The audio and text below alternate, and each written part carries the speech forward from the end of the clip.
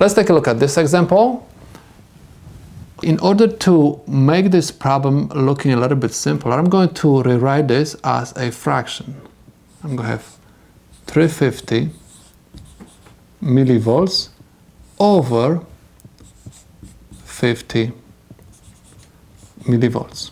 Because I have exactly the same prefix and the same unit, I'm going to cancel this out.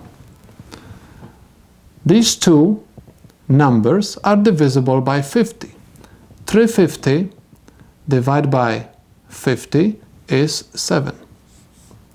And this is the answer to the problem. Let's take a look at this example. Again, I'm going to rewrite this as a fraction, and I'm going to have 600 microamps over 20 microamps. Because I have the same prefix, I'm going to cancel out this part. 0 and 0 will cancel out because both of them are divisible by 10, and 60 divided by 2 is equal to 10.